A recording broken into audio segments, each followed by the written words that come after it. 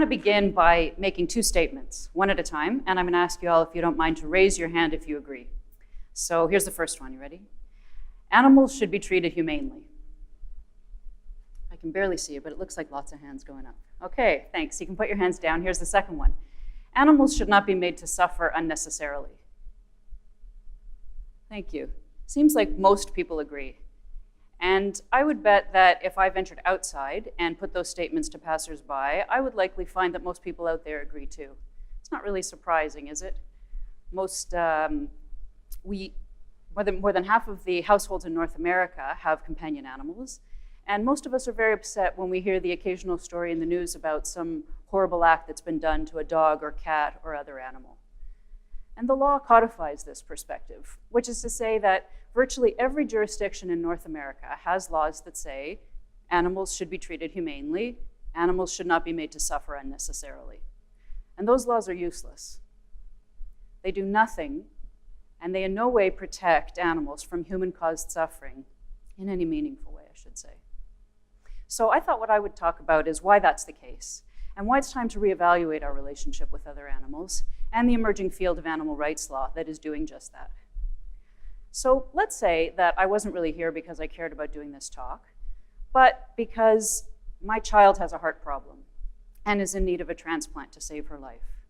And I wanted access to a large group of people whom I could discreetly look over while I was doing this talk to see who among you looks nice and healthy and strong. And when this event ends, I were to kidnap one of you, whisk you away to a secret surgery where I could remove your heart to be donated to my child. It's nothing personal. You all seem very nice, but I don't love you as much as I love my child, and your heart is necessary for her survival. Would that be morally or legally justifiable? Certainly not. While you are using your heart, no other person can claim any moral or legal right to it, no matter how compelling the reason. Among legal equals, it's absurd to use the word necessary in this context, and we just don't do it. But it's different when it comes to animals. When we see that laws protect animals from unnecessary suffering, they seem superficially impressive, but it doesn't take long, and you don't have to be a lawyer to figure out that if the law prohibits causing unnecessary suffering, it creates a corollary, meaning it permits us to cause necessary suffering. What is necessary suffering? Well, we write the laws, we enforce the laws, we interpret them. Turns out it's necessary for an animal to suffer whenever we say so. So our laws prohibit gratuitous suffering, the kind that's caused sheerly by what we might call wicked intent. But as soon as there's a human purpose, and really almost any purpose will do, that suffering is necessary and protected. And it's been that way for a really long time. Remember philosopher John Locke? Can you think back to the 17th century? So he conceived of the notions of property that are now central to our legal system, in part because he was trying to find a way to allocate competing human interests in animals and other natural resources in a principled way. And of course, back then, nobody thought of animal interests as one of those principles to consider. So in a system of laws that grew to esteem property rights, animals became property, and humans became property owners. And so it remains.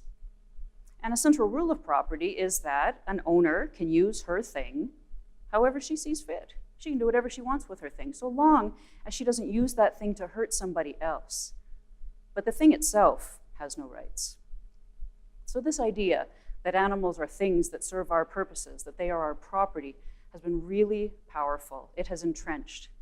And it now facilitates the systematic suffering of billions, with a B, of animals every year in North America in a variety of industries. So I'm going to give you just one example.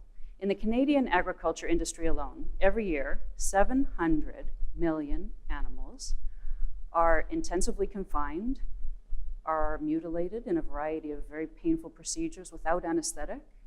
They're living in their own waste. Many of them are sick and diseased with broken bones and open wounds. They're beaten, electrocuted.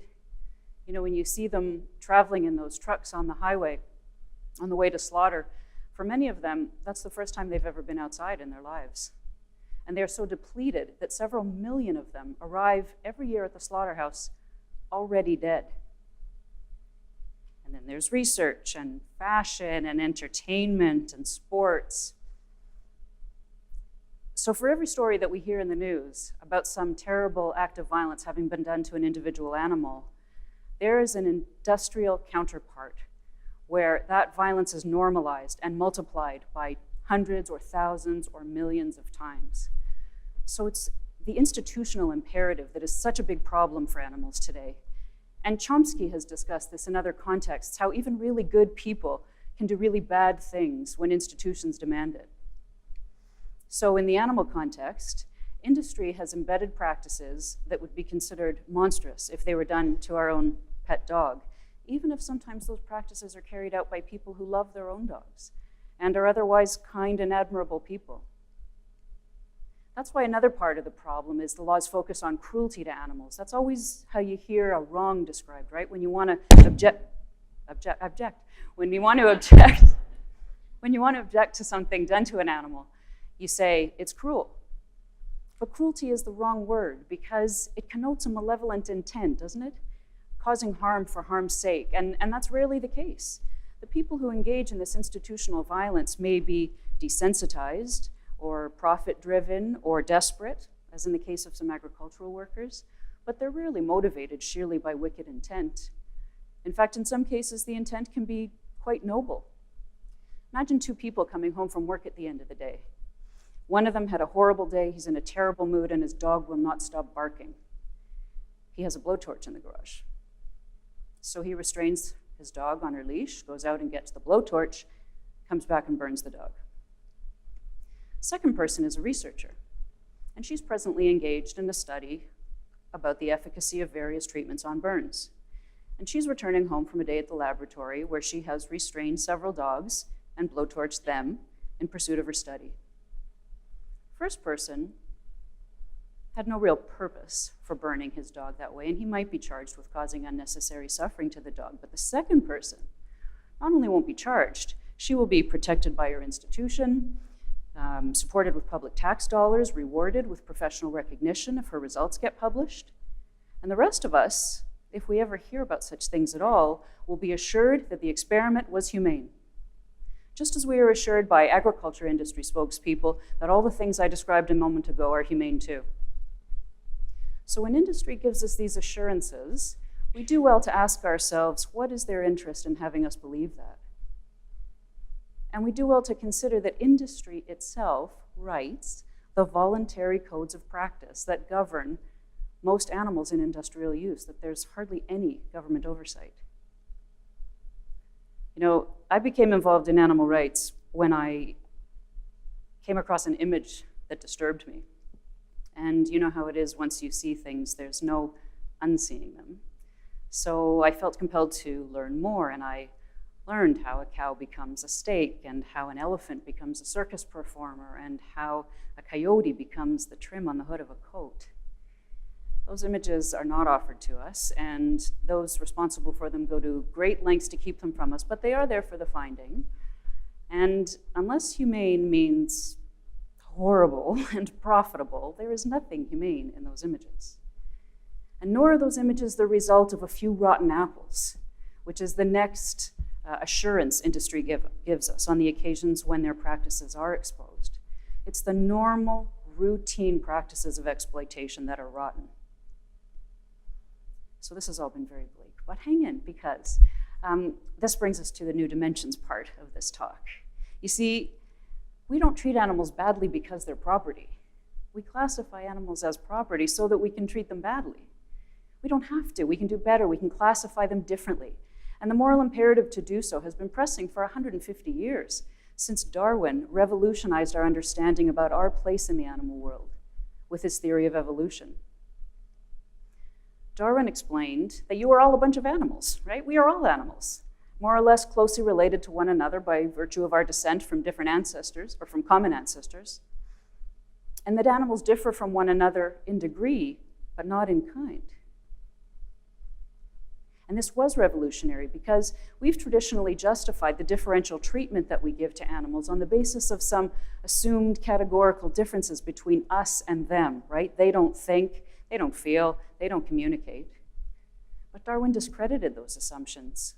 And they've been discredited much further still by various branches of natural science and applied science in the 15 decades since. And our laws have lost their factual premise. So the moral implications of this evolution revolution have taken a long time to sink in, but no serious thinker disputes anymore that animals think and feel and communicate, that they are the subjects of a life. We're starting to appreciate that animal life is much more like a web than the pyramid we've been used to drawing, that they are literally our kin. Now, there are differences between humans and other animals, of course, just as there are differences between humans, right? We have this notion of human equality, but that's not because we're actually equal in our capacities or abilities. Think about it. Some people are taller than others. Some people are more intelligent. Some people have nicer dispositions. We have different genders and disabilities and religions. Some people can compose operas. Some can't sing a note. Some can win Olympic medals in hockey. Some can't skate. So we have many differences, but we have decided that none of those differences is morally relevant when it comes to protecting our fundamental interests, like our interests in living our own lives and not being hurt for somebody else's purpose. In another talk, we might explore whether human rights operate more in theory than in practice, but at least we are working on it. We are working on it, and that's where animal rights theory comes along. It asks us to confront this question. What are the morally relevant differences between humans and other animals that make it acceptable for us to hurt them in ways that would never be acceptable to hurt one another? So as we wrestle with this question, the lack of a comfortable answer is propelling the development of animal rights law, where we try to generate legal rights for animals by eroding their property status. You can think of a right as a barrier that exists between you and everybody who stands to benefit by hurting you or exploiting you. It's what stands between me and you and stops me from taking your heart for someone I love more. So in animal rights law, we're not trying to extend human rights to animals, as you sometimes hear, right? Nobody thinks animals should have the right to vote or get married or have a good education. It's really about establishing the right to have their fundamental interests respected when we consider taking actions that will affect them. And that could mean changing their status from property to legal person. And if it seems strange to think of an animal as a legal person, consider that a whole array of inanimate constructs, corporations, churches, trusts, municipalities, are all legal persons, in that they have legally protected interests and they can go to court and advance them. And animals are the only sentient beings who aren't.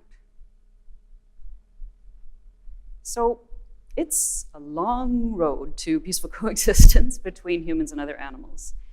And that is partly because even though all of us say we don't want animals to suffer unnecessarily, most of us, wittingly or unwittingly, to some degree, are users of animals or consumers of their various bits and pieces. And we've proved as a whole pretty reluctant to give up all the privileges that come with our superior legal status. But we're starting to see things differently. The animal rights movement is gaining credibility and momentum, and laws are not fixed forever, right? Law is a social institution that is meant to evolve over time as hearts and minds change. So law will begin to reflect our biological kinship with other animals as soon as we decide we really want it to. Thank you.